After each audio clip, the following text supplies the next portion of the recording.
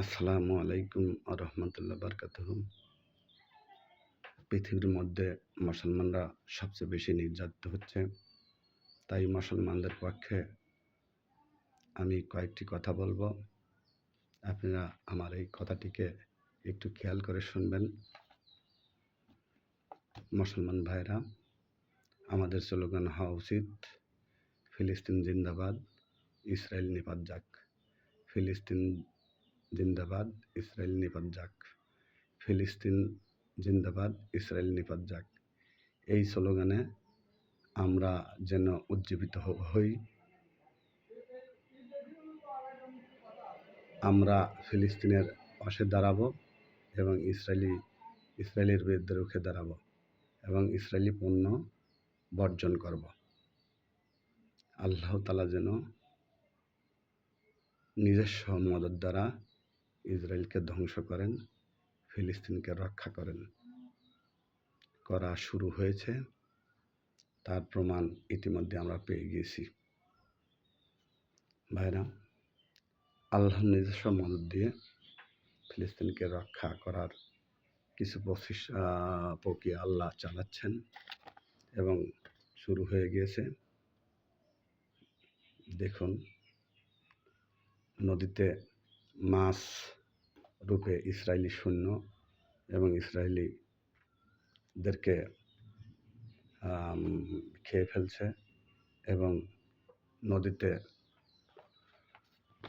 দানব রূপে মাছ ইসরায়েলিদেরকে একেবারে গিলে খাচ্ছেন। এটা একটি আল্লাহর মদদ এবং সমস্ত সারা ইসরায়েলিতে বর্তমান দাবানল শুরু হয়েছে। দাবানলের আগুনে সারা ইসরায়েলি পুড়ে ছারখার হয়ে যাচ্ছে। এটা আল্লাহর একটি মদদ। আল্লাহর মদদ ছাড়া কখনো সম্ভব না। মুসলমান ভাইরা, আসুন, আল্লাহ তাআলার তরফ থেকে আমাদেরকে সাহায্য করছেন এবং ফিলিস্তিনিদেরকে সাহায্য করছেন।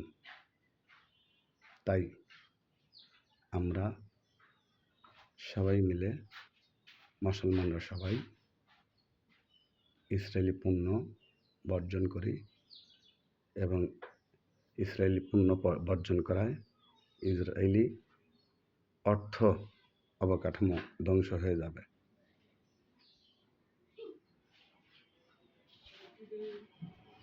ভাইরা, মুসলমান ভাইরা, আসুন আল্লাহ তাআলার কাছে দোয়া করি।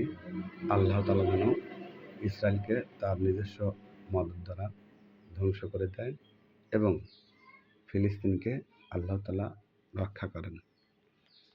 ফিলিস্তিনের পক্ষে দাঁড়ান, ফিলিস্তিনকে সহায়তা করুন, ইসরায়েলি পণ্য বর্জন করুন। এই আমাদের স্লোগানে উজ্জীবিত হন এবং আমরা যেন ইসরায়েলি সকল পণ্যকে বর্জন করতে পারি। এই জন্য এই ভিডিওটিকে শেয়ার, লাইক এবং কমেন্ট করবেন এবং সাবস্ক্রাইব করে ছড়িয়ে দেবেন, যেন সারা পৃথিবীতে এই ভিডিওটি ছড়িয়ে যায় এবং ইসরায়েলি পণ্য মুসলমানেরা বর্জন করে। সবাইকে ধন্যবাদ জানিয়ে আমি আমার আজকের কয়েকটি গুরুত্বপূর্ণ কথা শেষ করছি। আসসালামু আলাইকুম রহমতুল্লাহ।